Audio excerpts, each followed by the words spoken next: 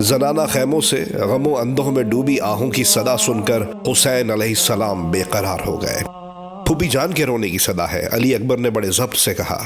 یوں تو کئی دن سے پریشان ہے، مگر آج حالت بہت غیر ہو رہی ہے، بے انتہا مضطرب اور بے قرار ہے۔ گھڑی بھر کو آنکھ لگ گئی تھی کہ نہ جانے کیسا خواب دیکھا، چونک کر رونے لگی، ننگے سر ننگے پاؤں بے سدھ ٹہل رہی ہے۔ میں نے پوچھا، پھوپھی جان کیا بات ہے؟ تو میرے کندھے پر سر رکھ کر رونے لگی، کہنے لگی میرے بچے دعا کر خدا مجھے بھائی کا غم سہنے سے پہلے اٹھا لے، کوئی میری جان لے لے مگر میرے بھائی کی عمر دراز ہو۔ ادھر امی جان کا عجب حال ہے، ایک پل کے لیے آنسوؤں کی جھڑی نہیں رکتی۔ بابا ذرا آپ ان کے پاس جا کر سمجھائیے، آپ کو دیکھ کر ہی ڈھارس بن جائے گی۔ امام فوراً زنانہ خیموں کی طرف گئے۔ بہن کی پیاس سے کملائی ہوئی صورت دیکھ کر حسین کا جی بھر آیا۔ یہ وہی تو 5 برس کی بچی ہے جو ماں کی وفات پر سہم کر بھائیوں سے چمٹ گئی تھی۔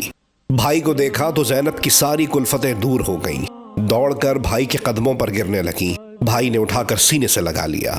اے بنت علی، یہ تم نے کیا صورت بنا رکھی ہے؟ ننگے سر، بال بکھرے، چہرے پر خاک کی تہیں، ابھی سے ہمارا ماتم کرنے لگی؟ رونے کا وقت آئے تو جی بھر کے رو لینا، ابھی سے یہ حال تو ہمارے گلے پر جب خنجر چلے گا تو کیسے ہوگی؟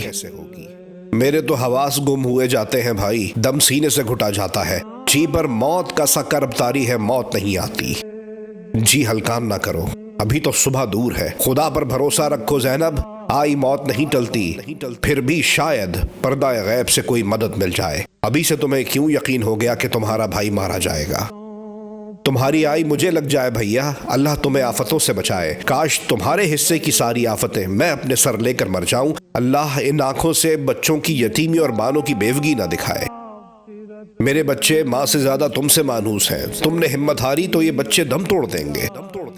بہت جی سنبھالتی ہوں، نہیں سنبھلتا، طرح طرح کے وسوسے ستاتے ہیں، اندیشے سر اٹھاتے ہیں، تمہارے دشمنوں پر عذاب ٹوٹے، جب تم سے جدا ہونے کا خیال آتا ہے بھرا گھر ویران لگنے لگتا ہے، ہر دم سر پر موت کے پیروں کی سرسراہٹ سنائی دیتی ہے، لگتا ہے کوئی رسی لیے میری مشکیں کسنے چلا آتا ہے، کوئی بے شرم میرے سر سے چادر چھینے لیے جاتا ہے، کبھی بھولے سے جو گھڑی بھر کو آنکھ لگ جائے نانا جان حیران و پریشان نظر آتے ہیں، اماں جان برہنہ سر روتی بلکتی نظر آتی ہیں، مجھ سے کہتی ہیں واہ بیٹی کیا مزے سے پڑی سو رہی ہو، ادھر میرے لال کے سر پر موت منڈلا رہی ہے، بس ایک رات کا مہمان ہے، کیا اسی کو بھائی کی الفت کہتے ہیں؟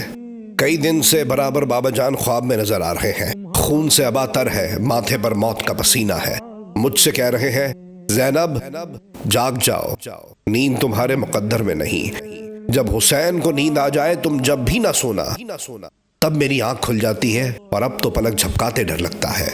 بھائی بہن میں یہ باتیں ہو رہی تھی کہ سکینہ بابا کو پکارتے آ گئیں۔ بابا جان آپ کہاں چلے جاتے ہیں؟ آپ ہمیں پاس سلاتے بھی نہیں، آپ کے بغیر ہمیں نیند نہیں آتی، ساری دنیا سوتی ہے پر آپ کی سکینہ جاگتی ہے، یہاں تک کہ صبح کا ستارہ جھلملانے لگتا ہے۔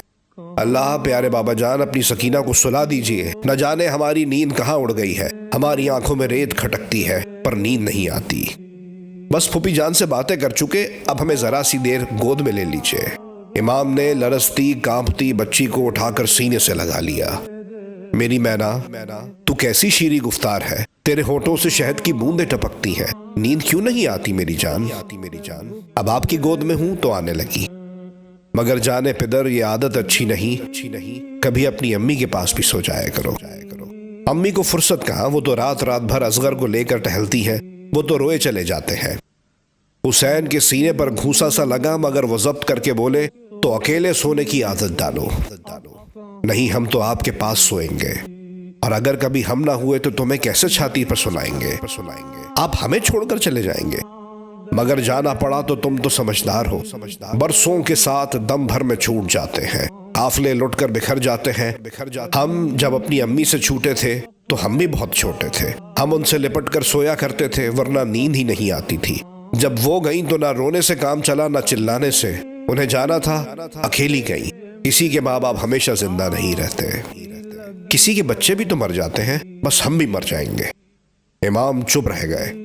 آپ ہمیں نہ سلائیں گے تو ہم یوں ہی جاگ جاگ کر مر جائیں گے۔ یہ کہتے کہتے سکینہ باپ کی گود میں سو گئی۔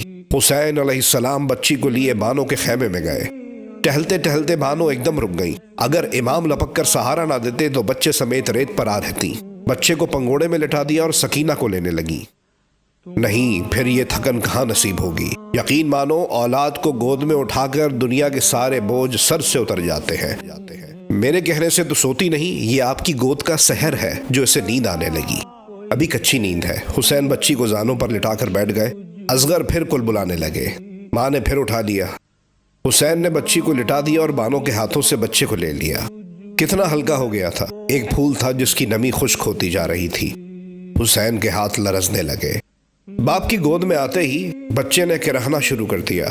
بانو ان کے شانے پر سر رکھ کر لمبی لمبی سانسیں بھرنے لگیں۔ بانو ان دو چھوٹے بچوں کو لے کر کسی طرف نکل جاؤ، اون اور فضا کو اپنے ساتھ لے لو۔ آپ بھی چلیے، بانو نے معصومیت سے کہا۔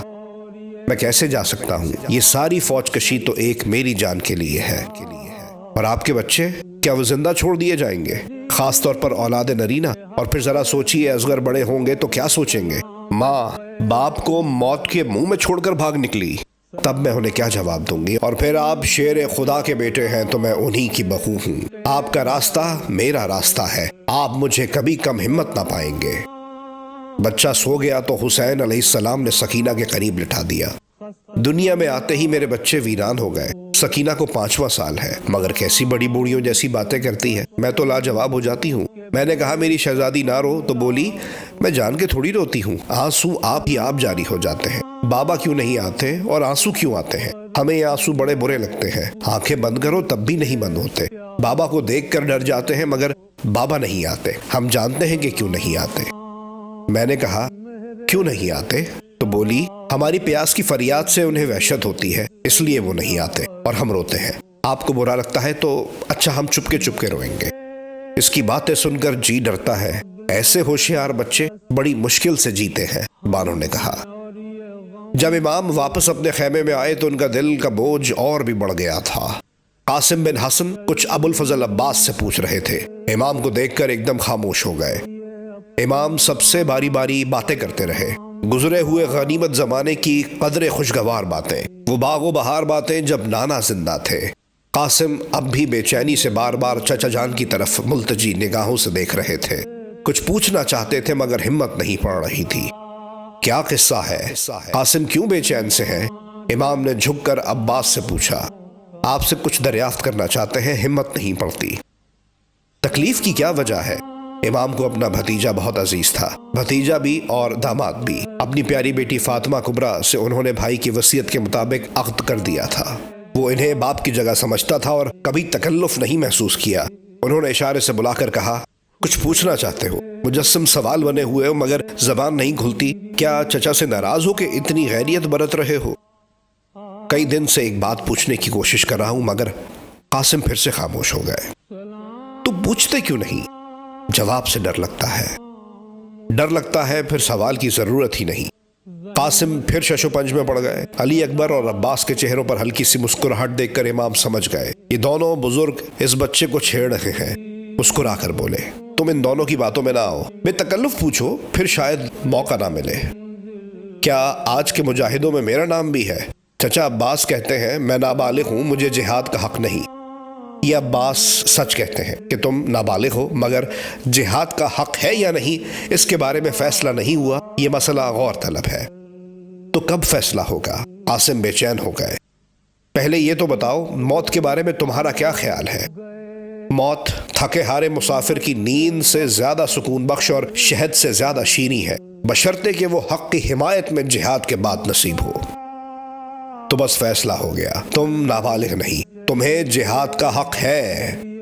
7ویں تاریخ سے پیاسے قاسم بن حسن کے نوخیز چہرے پر مسرت کی بہاریں کھل گئی۔ نہایت فخر سے عباس اور علی اکبر کی طرف دیکھا اور ہنس پڑے۔ اس کے علاوہ یہ کوئی عام جہاد نہیں، دو فوجوں کا مقابلہ نہیں، ایک جبروت ظالم فوج نے مٹھی بھر امن پسندوں کو چاروں طرف سے گھیر کر قتل کرنے کا سامان کیا ہے، اس لیے جہاد کی ساری شرطیں زائل ہو گئیں۔ آج ہماری اس بے بساط فوج کا بچہ بچہ سپاہی ہے، تم پر، اون و محمد پر، حتیٰ کہ 6 ماہ کے علی اصغر پر سے بھی جہاد کی پابندی اٹھ چکی ہے۔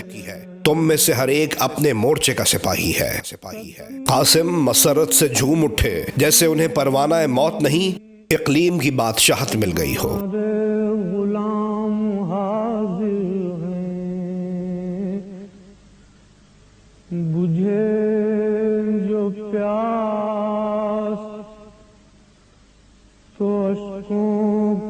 جام حاضر ہیں، یہ سن یہ حشر یہ صدمے نئے نئے